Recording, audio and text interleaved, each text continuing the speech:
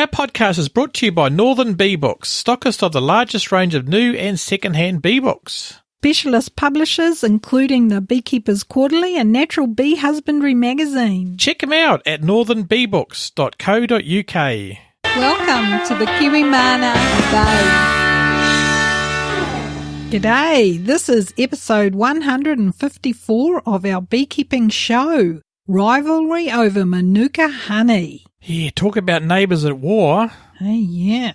We are Gary. And Margaret. We are Kiwi Mana, and Kiwi Mana are beekeepers from the hills of the Waitaki Ranges on the wild west coast of Auckland in the North Island of New Zealand. Yes, we build and sell beekeeping equipment and bees, provide beekeeper services and education. And in this episode, we talk about the rivalry over Manuka honey between New Zealand and Australia, and a man in California is saving the bees by building them hives. Yes, and we also have roving reporters checking in from Canada and Scotland. And the show notes for this podcast are kiwi.bz or bz/154. Okay, that was a new one. Haven't heard that one. What's happening with our bees, Margaret? Well, never mind the bees, Gary. I am feeling knackered. It was so hot out there today as I was working the hives. But, you know, this is what we've been waiting for. Okay, well, if you're a newsletter subscriber, you can hear more about what I've been up to in the apiary. And it's free to join, and you just go to kiwi.bz/sign up. As we come to the end of spring, how the bees been going? Well, I'm glad to report that the majority of splits have produced healthy laying queens. There are 2 that seem weak and 1 old queen that seems a bit weak. So I did a check of that today, and it's only half of the apiary. So although they've got queens, they're not performing as well as I thought they would. I think it's sort of like they're lagging behind. So it's a bit of a shame, but the older queen colonies are really building up, and fears of starvation have blurred into nothingness as our area sees the nectar flowing exponentially, and that's just flash term for heaps of nectar coming in. Oh, that's awesome. So they're collecting heaps. How about the varroa levels? Are they collecting heaps of them as well? And yep, I treated last week and there were good mite drops. Well, not good, but you know what I mean. Anyway, I'll be treating again, not this week, next week. And I think there is going to be some big hatchings with all the new season queens having cap brood. So there may be varroa in those cells, so we have to really knock the bastards off. Quoting Edmund Hillary there. Sir Ed. So that's a concern. What do you recommend folks who have varroa in their country to do? Well, Australia is our nearest neighbour and they don't have varroa. But in colder countries with varroa wintering down hives, you should include treating to knock back and monitor cells for varroa presence before you really get the hives closed off.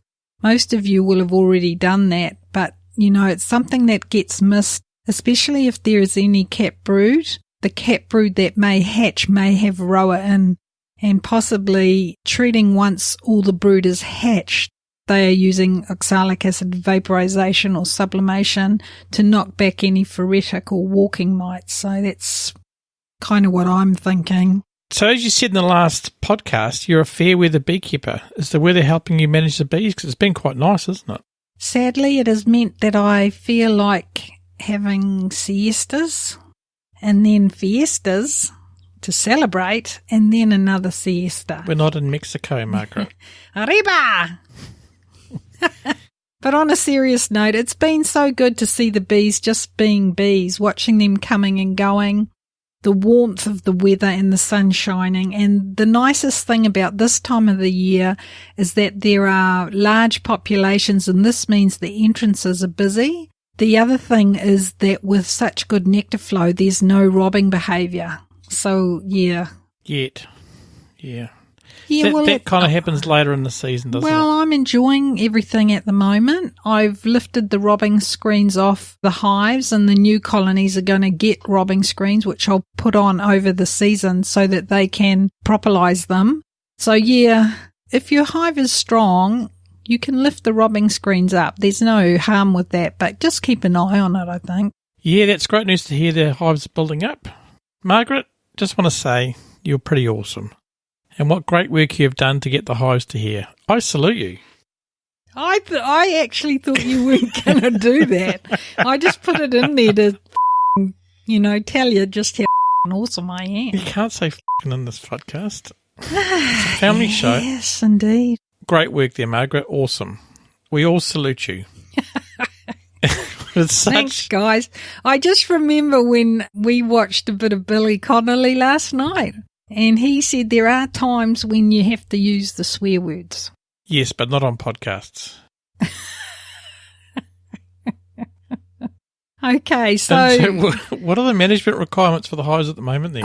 Okay. Because there's nectar coming in. Yeah, I'm glad you asked, Gary. Yeah, with this nectar flow comes the need for space. With population increase comes the need for space. So the top beehive management job is... Base, the final frontier. Yes, Will Robinson. So, yeah, you guessed it, Gary, even though I gave you heaps of hints. So having boxes and frames at the ready is the key to preparation, so you don't panic, so you're nice and calm and ready to deal with it. And there are some colonies that we're running at the moment which are getting a third box on and opening up the space for them. But remember, if you're doing oxalic acid treatments, it's a really good idea to double dose when you start to get above 2 boxes. Yes, otherwise it won't work as effectively, will it? Yeah, that's right. Okay, and our mission is still to save the bees. And to stop them from swarming and absconding, Gary. Got to make sure that their hotel is very good. That's right, and there's plenty of accommodation. So we would recommend regular inspection for beginners. So regular is about once a fortnight because that's when you can see true growth. You need to visually see what the girls are up to, and that's real key job for the beekeeper. So it's also extremely helpful learning tool.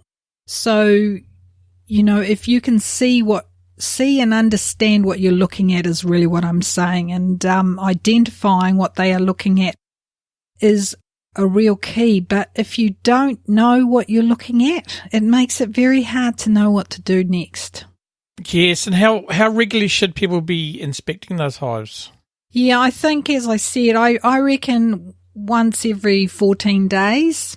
And if you're doing oxalic acid treatment and you've been monitoring, then you're looking at mite drops. So over 6, I'd recommend doing it once a fortnight. Or when you see over 6, do a treatment. And for my beginners, I recommend scheduling an assessment inspection at the end of the season. So now we are coming to the end of spring. We need to prepare for summer.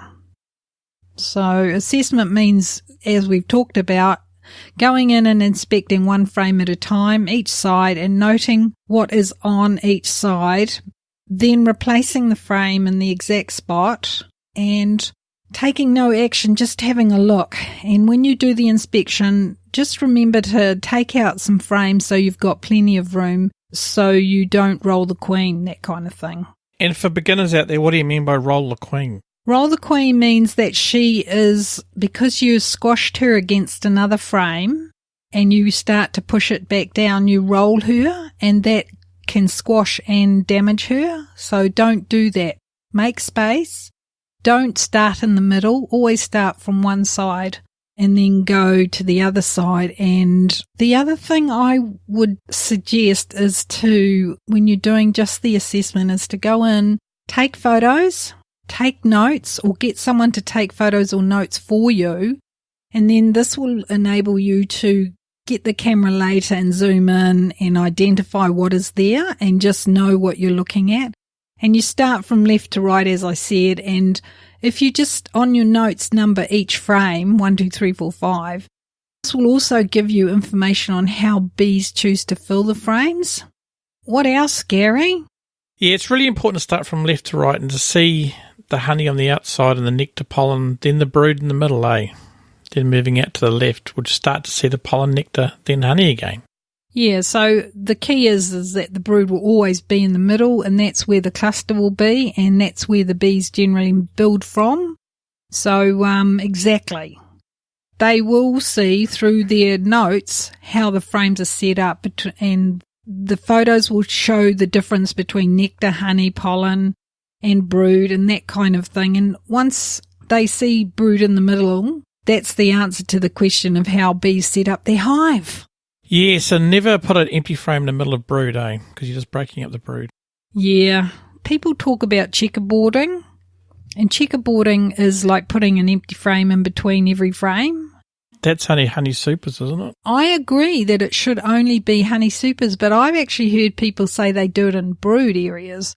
And I don't agree with that, because the cluster should remain together. So I think in honey you might get away with it, but I actually like to work through the frames and always work from the outside when I'm doing brood inspections, that kind of thing. When I'm doing management, space management, so I always add something from the outside.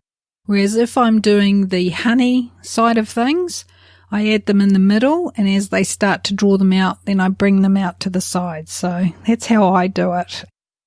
So far, we have produced another generation of new season queens. So our mission is going to plan to have genetic growth whilst keeping our older queens, which will be beneficial to empowering or enhancing their behaviours for the bees dealing with Varroa. And I agree that with survival and enabling the girls to enhance their bee behaviour when Varroa are present, they are becoming more hygienic, and we are seeing holes in the cells, so the girls are being very good at preventing the Varroa to mate in those cells, and those skills are taught to each new bee. So the generational learning, I think, is really important. That's why I love to keep our genetics. So you think the bees are adapting to our environment? You mean in terms of the Varroa? Yeah. What I'd like to see is that they cope with a bit of Varroa better than they did, say, 3 years ago. And they do seem to be dealing with the Varroa better, so their hygienic behaviour is changing.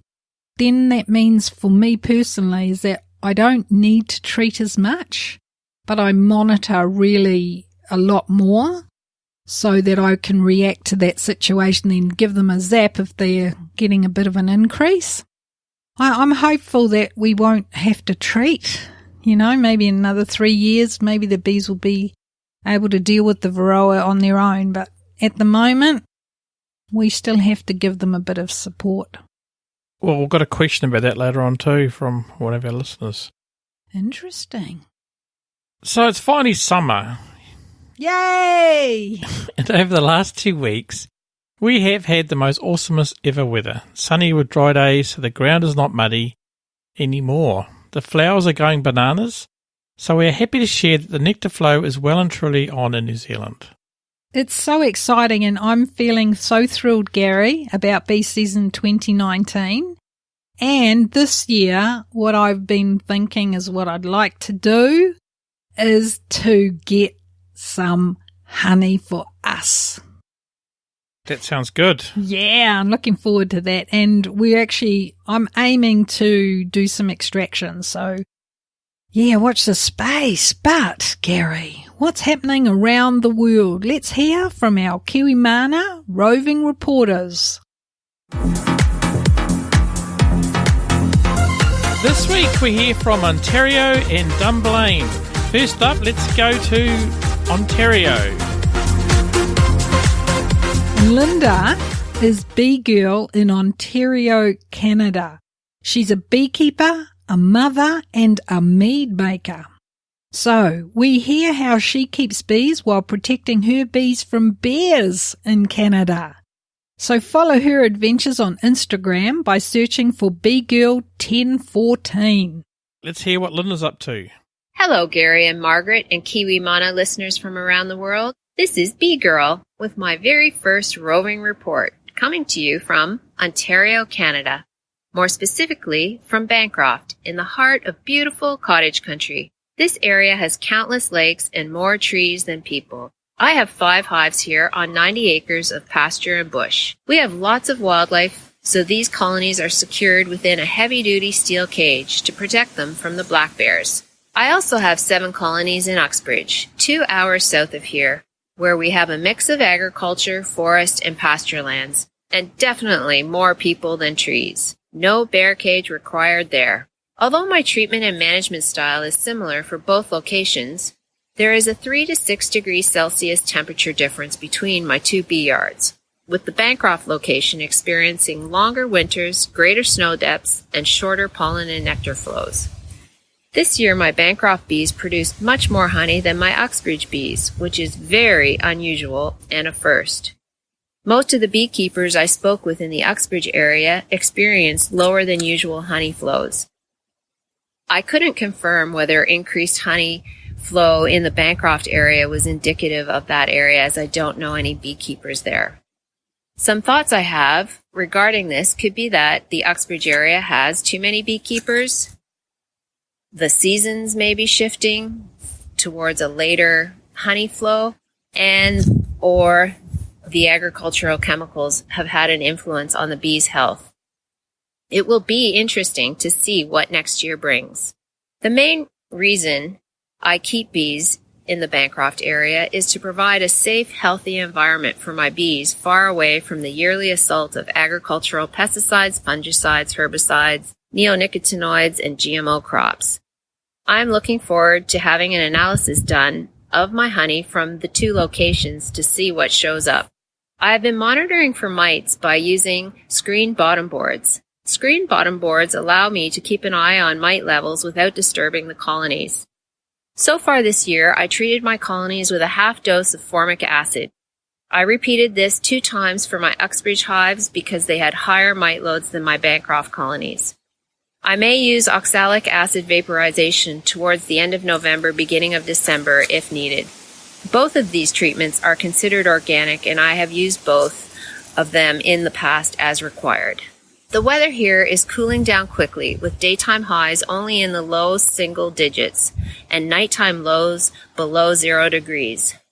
Snow is definitely in the forecast. The girls have lots of honey stored for the winter, and I'm helping cozy them up by moving some of them to a sheltered location and providing various forms of insulation. I have so much more to share, but that will have to be part of another roving report. Thank you, Gary and Margaret, for this opportunity to share some of my bee experiences with your listeners. And many thanks to both of you for all of your hard work supporting and encouraging holistic beekeeping practices. Back to you. Cool bananas. I mean, that is awesome. Lots of good information in there. I love it. I love it. I love it. And it is interesting how just being a bit further away from something or one location from another, what a difference, it makes. Yeah, 3 degrees in temperature difference. Well, that's like I was saying on the other podcast that we were talking about. I was going to Avondale, which is also in West Auckland, and then I'd go to our place and 4 degrees difference. It's great to hear that they have multiple sites, so you've kind of got an insurance policy, if you get some issue like she was, Linda was saying about pesticide issues. And yeah, absolutely. I think that is a really interesting point. I love that she loves what we do, and we hope that that love for having a good, healthy environment is just, I hope it spreads. I hope that we start to really see people changing their ways they use or manage the land and produce food for us, because these people just don't realize that they are making our populations sick. It's not right. Oh, I'm sorry, I'm going off on a tangent there, Gary. Yeah, stop me now, but it's so true. It's so true. I love the way Linda says more trees than people. That's our kind of place, isn't it? I thought she said more people, so they didn't have so many She changed bears. it around. One site's more trees than people, the other site's more people than trees. Yeah, the where the Bancroft bees sites aren't there. Where the bears aren't there.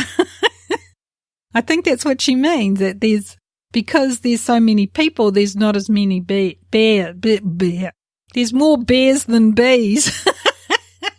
Oh dear, you dear. crack yourself up. I crack myself up. Moving along, Gary.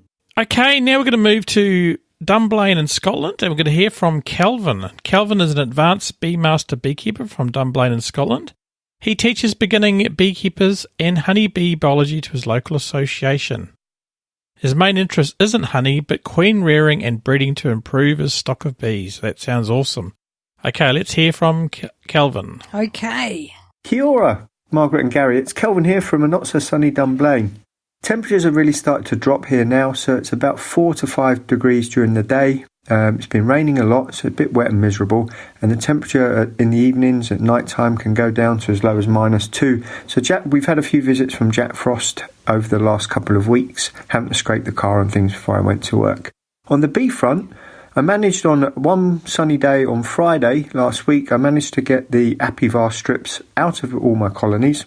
All the bees were nicely well clustered up, and I didn't try to disturb them too much. I was in and out quite quickly, in all honesty.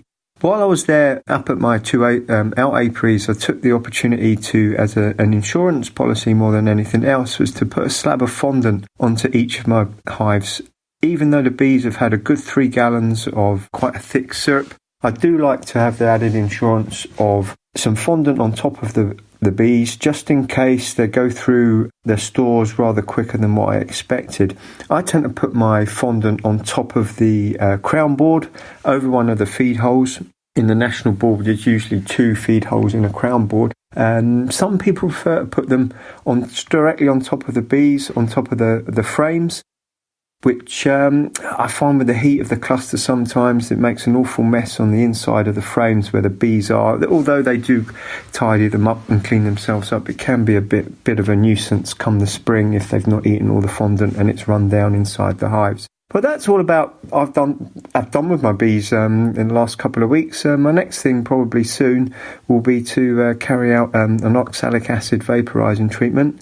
And I'll continue to pop up and check my bees once a week, just to make sure that the hive roofs are still on, they've not been blown over or been kicked over. We have sometimes a problem with deer in Scotland. Sometimes the deer like to kick them over. So until next time, I hope everybody enjoys this again, and thank you very much, Margaret and Gary. See you soon. Bye-bye now. Oh dear. Oh dear, oh bears, oh bees, oh my, oh me, oh my. CMR aha who, Calvin? What does that mean, Gary? It should be Gaelic for how are you, because, Calvin's learning Maori, so. Here's some real Kiwi language. Cheer, bro. Okay, and you know what else? I want to say thank you to Calvin. He wasn't sure whether he was going to do another one, but I am so grateful to you. And Linda, both of you guys are awesome. Thank you so much. Yes, and it's interesting to see how Calvin's using fondant, and we don't really use it here, do we? No, we don't. I don't know. I'm going to spend this season just looking into all these different things that you can put in the hive, but we haven't really done that. We've tried to leave the honey for the bees, but I'm not sure what impact it would be if we extract. But I would only extract if we're looking at them filling a 3rd box, full depth Langstroth, and a 4th box. That's the only time I'll be extracting. Yes. Thanks, Calvin and Linda. You guys are awesome. Thank you so much. Do you want to be part of the show and become a roving reporter? Are you keen to record a monthly update of what is happening with your bees to help other beekeepers in your area? Find out more information on how to sign up at kiwi.bz/rove. It's ROVE.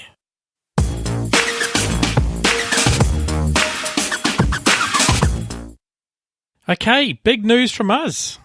Yes, Gary. Da-da-da-da-da-da. Yes, well, a couple of weeks ago, my role was actually disestablished at the day job. So we're seeing this as an opportunity to pursue Kiwi Mana full time and hopefully make a living doing what we love to do, eh? Yeah, I hope so. Yeah. It's a bit nerve-wracking, but also exciting in the same thing, Yes, so indeed. Welcome to the full-time team, Gary. Thank you. And I'll have to, if things get really bad, we'll be eating possum stew, but hopefully not. Well, I know you're a good hunter, so I'm sure you'll look after us through this process. And, I'm just excited about it. And Yeah, looking forward to our new adventures. Absolutely. So while we've got an opportunity to look at things, is there something you want to tell everyone about? Well, we do our summer survey every summer, and it's time to do the new one. So we want to make the show the best we can for you guys, with useful information that will help you keep your bees. And we'd really appreciate your help to let us know if what we are doing is hitting the target. Is what you want to hear, is it useful? We'll be grateful if you could take 2 minutes out of your life and fill out our listener survey. Oh, that'll be great, guys. And where will they find that, Dale? It's kiwi.bz/survey. That's SURVEY. There's only 4 questions, but we would love it if you could get involved and, help mould the future of the show. Yeah, I think it's good because we work on putting a sort of format together, and so with some finessing we can change things and whatever, but we really want to make it useful to you. So we look forward to hearing what you've got to say. And is it anonymous, Gary? Totally anonymous, so feel free to tell us what you really want to say. Yeah, and don't hold back. Yep, don't hold back. That's fine. No, we're happy to hear positive and negative stuff. That's fine. Yeah, because we can't. If something we're doing is not working, just let us know. Yeah, and if 100 people say the same thing, we may need to look at that. Yeah, exactly. So all your feedback appreciated. Absolutely, but one thing we can't change is our accent. Oh, yeah, that's right. That's the proviso, the disclaimer. We'll still be Kiwis at the end of the way, bro? That's right. Yeah, bro. So thanks so much for helping us do this. Let's move into the news.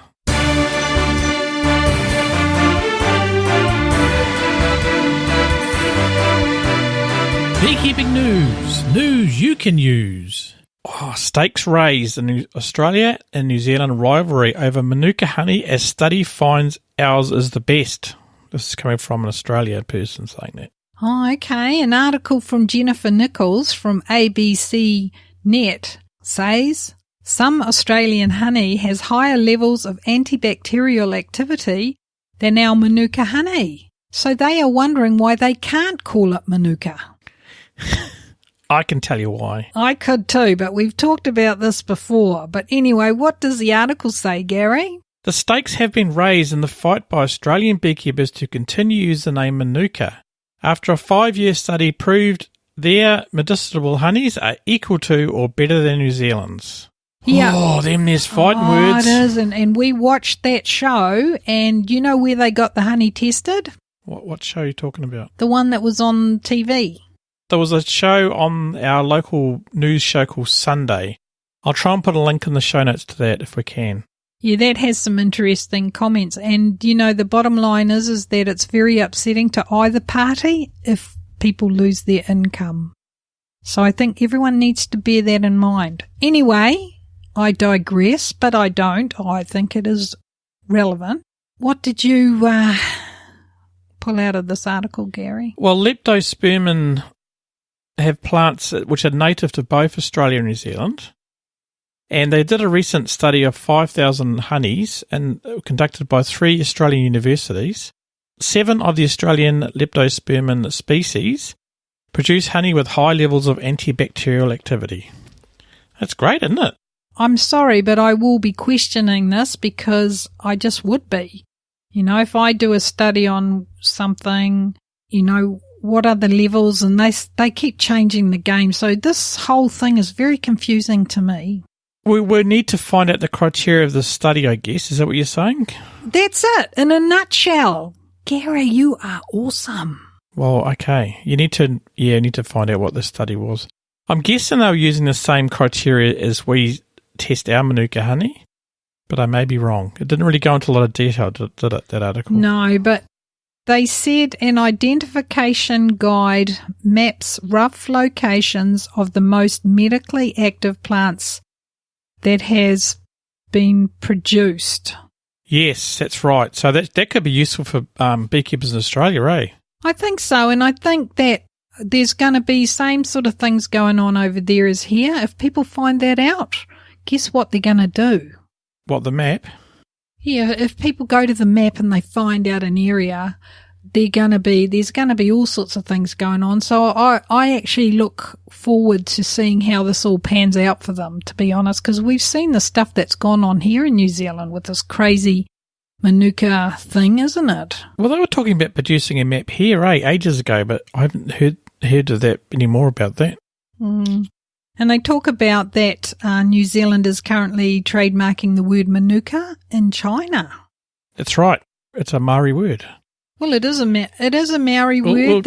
We'll get too much hate mail from Australians. That's all right. We won't. We love our Aussie mates, and that's the way it is. And we understand that their Aboriginal name for Manuka is Melaleuca, and maybe they should go down that road, guys. It's your own identity. And if it's better, you might want to differentiate between the inferior Manuka New Zealand producers. Well, that's right. I mean, there's lots of ways to look at it. But, France successfully trademarked champagne. So spokesperson John Rawcliffe has argued that Manuka is a Maori word unique to New Zealand. That's right, but Dr. Brooks maintains that Australia has the right to the name. And his justification is the Maori word for Manuka. There's a macron over the A, so there's an inflection over the A, says Dr. Brooks. My only comment to that is... I can't wait to hear it, Gary. What is it? I hope his case is based more than that. Indeed. Okay, well, we'll leave that for you guys to have a look at and look forward to hearing some feedback. Absolutely, and there's a quote here from Dr. Peter Brooks. He says, our medicinal honey is as good or more active than New Zealand's medicinal honey. So New Zealand's got one species, Leptospermum scaparium. We've got multiple Leptospermum species. And some of our species are 3 or 4 times more active than New Zealand. We'll come up with a new name, Peter. That's what I'm going to say. Well, I don't agree with that we've only got one species, because Carnuka is a species of Manuka, as far as I understand. It's a species of tea tree. It's not a species of Manuka. Manuka's a subspecies of tea tree, isn't it? Is the tea tree a Manuka and a Carnuka? No. Oh, look, I'm just losing the plot here. You know what? You need to learn some Latin, Dale. Gary, yeah. We should move on now. Okay. Let's move on to feedback before we have an argument. We would never argue. No, it's true, but it wouldn't. Happy wife, happy life, Gary. Just remember that one. Indeed. John Thompson, what does he say? He says, how interesting. So the battle is still ongoing. Aussie versus NZ. Here I thought it was South Island versus North Island. Well, yes, I think that's going on right to this blooming day. Anyway, and those North Shore folks, anyway. As long as there are 3 different interest groups, there will likely always be 3 different claims to the best Manuka honey. Just a thought. I had some honey from Australia that stated 10% Australian Manuka. I trust that it is a mixture of other produced honey. The New Zealand Manuka honey I have is K factor 16. So pray tell, who will have the final word as to who's who in the Manuka honey world? Well, that's it. They need to come up with some standard, which is New Zealand has created a standard. I mean, if that's not deployed around the world, then it will be mass confusion, won't it? Because I've never heard of a K factor 16, have you? No, the whole thing confuses me. All I know is that we have mostly have Carnuka around our property, and when I got a 3rd-degree burn on my leg, it healed my burn without it going septic. So I love it. And Carnuka is known for its skin healing properties, and it tastes just as good as Manuka. It's just awesome. And, Carnuka, Manuka, we just love it. And maybe Melaleuca is the way to go, guys. I think so. Maybe, make your own name, Brett, market that name. If it's better, why not? Okay, well, I think that one's been thrashed and extracted and then poured into jars and then put away in the cupboard for the moment. Okay, let's move over to California.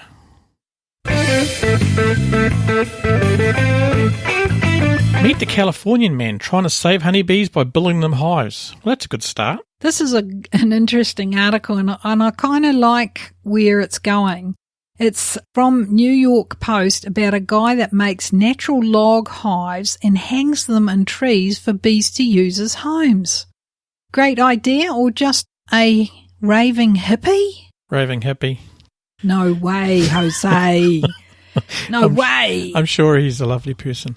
As I sit and I look into the trees, if I saw that kind of hive up there and the bees coming and going, that would be kind of awesome, Gary. Yes and no. We'll discuss it further.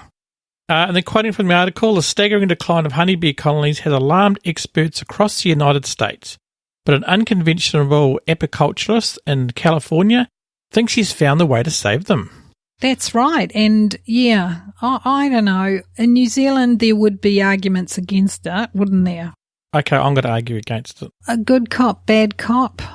Last podcast, we talked about the white hats and the black hat. Yes, indeed. Well, this is an article. The guy's name is Michael Feel, and he's the guy behind Gawa Bees, and he's championed an approach he calls rewilding of the honeybees. So I just say I hope no one does this in New Zealand, because once the area gets American foul brood, that isn't going to help save anyone's bees, is it? That's right, and it's also important to note that in America, they are trying to look at different ways to deal with American foul brood because they use antibiotics. In New Zealand, we don't use antibiotics, and legally we are required to be able to inspect our hives. Yes, so this wouldn't be legal in New Zealand, would it? But I'm guessing if it's a remote area and no other beekeepers are around, like the area he's talking about is Ithaca is the forest in New York where Dr. Thomas Seeley does his research. Oh, okay. So, and the bees there are becoming tolerant to mites. That's why he's quoted that in the article. Oh, okay. Well, that will be really interesting. It would be great if we had some areas like that, but a lot of them haven't been able to make those, isolated areas work in terms of varroa and that kind of thing. So I don't know. I just think that it sounds really cool, but idealistic?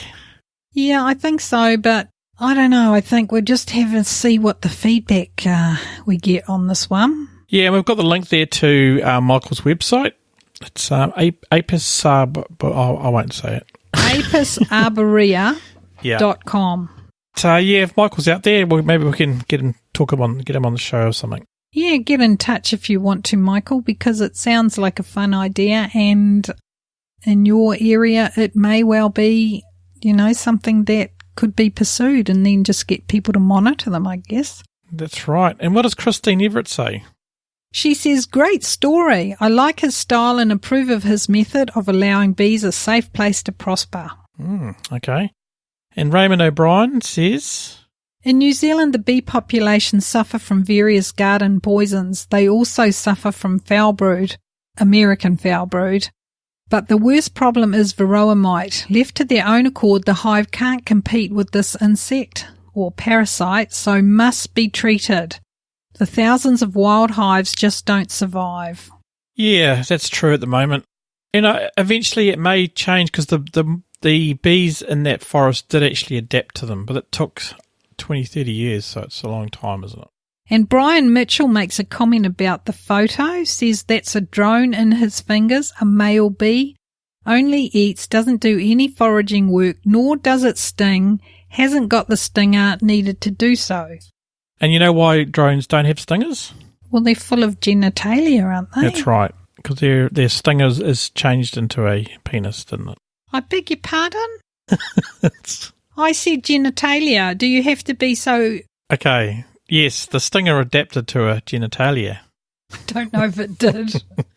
That went really weird really quickly. And what does Carp Cheryl say? Carp Cheryl says, God bless and help this very good man. Awesome. Okay. Okay. Feedback from sweetie, you. I just had this thought. What? Do you think that guy's barking up the wrong tree? I say good luck to him, but don't Please don't do this in New Zealand, thanks. Okay, feedback from you. And this is reference to our last show, 153. And this comes from Bruce via the Podbean app. And he says, how do treating beekeepers expect to eventually not have to treat when they continue to treat? And I think I'd love to know the answer to that question as well, Bruce. Have you managed to do it yet? That's what I'm questioning. If so, how? How do you how do you go from treatments to no treatments? I think the very interesting point that he makes, and maybe the government is contributing to this, is but by allowing all these synthetic treatments in the first instance created the first problem, because it was known by the companies that made these chemicals that Varroa would become resistant to the treatments. So therefore that makes them stronger. Then you come to the point where they say swap the treatments out. So then they're introducing another chemical treatment, synthetic, that you alternate. So then the Varroa will get resistant to that other treatment. Okay, so you got that going on. Then you've got clever people like in Canada who are trying, in 2001 they started vaporizing or using sublimation with oxalic acid. That's been working well for all these years. So how long is it? 18, 19 years. No research showing that I've found resistance in Varroa. Okay, now you're here 20 odd years later. 20 odd years after all these synthetics. And I've heard them say this, that they are using the synthetic treatments again. After they've done it the first time, they're using them again because they didn't have success. So, this is the problem that we're dealing with. So, Bruce, I hear what you're saying. Our goal, as we were talking about it earlier, is that we hope that we can help the bees' behaviours to isolate the parasites inside the cells and stop them from procreating or mating within the cells. And we are seeing that happening. So I agree. If I could make everyone in New Zealand say, no, we're not going to use any more synthetic treatments, if I had the power, I would do that. I would love to have someone that can explain how to do it, how to go from treating to treatment. If someone's out there, get in touch. Yeah, we'd love any feedback, because it seems to me that all the research we're finding, like oxalic acid was always used as a dribble method, and now we're finding that it's affecting the digestive system of the bee. It's not effective. So, sometimes I think, just back up the truck, guys, and just take it easy. Give the treatments some seasonal, more than one season to test it or to use it in the field. Okay, who helped bring this show to you? Thanks for listening to our show, and thanks to all our supporters who support us through the Patreon service. This week we would like to thank Buzz Honeys, humane bee relocation from Buzz Honeys. Dan McGivern, John Paff from TuliPtreeHoney.com, Lisa Morrissey, Mandy Shaw from Beekeeping Confidential, Trish Stretton, currently studying mycelium. Check out hyphae.nz. Yeah, good on you, Trish. Scott Wilshire, Robin O'Connell, Mun Rosewarn, Christopher Brown from Britmana. Yay! Glenn Gothorpe, Caroline Sloan, Goodney Hunter, Michelle Scheidler from thescheidlerranch.com, Greg Parr from Parr's Products, Tim Wilcox, Tony Lum, and Hazel, Irene Townsend, Nathan Buzzinger Beekeeping from Buzzinger Beekeeping in Aussie, Paul Brill, Michelle Lashy, Phil, Alana, Boris Brockman, Chris Palgrave from 3hairshoney.com. and not to forget the one and only Malcolm Sanford. Cheers, Malcolm. Fantastic. Our shout out to new supporters. Big shout out and thanks as much to Rose Warren for becoming a new supporter. That entitles them for a shout out to their website and getting the shows a week earlier. Woohoo! Our supporters love getting the shows earlier, eh? That's right. Be like Mun and help support the Kiwimana Buzz. If you love what we do and find it useful, you can support us too. Visit kiwi.bz/banana. And the show notes for this show are kiwi.bz/154. So please fill out that survey, guys. That'd be awesome bananas. Awesome bananas! Cheer, bro. And it's kiwi.bz/survey. So thanks for listening. Yeah, thanks, guys. We hope you enjoyed it, and we hope that, you're going to share it with your friends and your other beekeeping friends. They can join in our adventures and hear what we're up to and what other people are up to. That's right. And we will be back in a couple of weeks. Hopefully we'll get a show before Christmas out to you guys, eh? Yeah, and I hope I don't get too distracted because you're going to be out there in the apiary, Gary. Oh, hopefully not.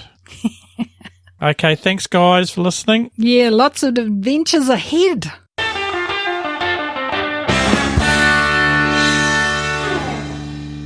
See ya. Because there was a lot of cat bread. Cat bread. Yeah, cat bread.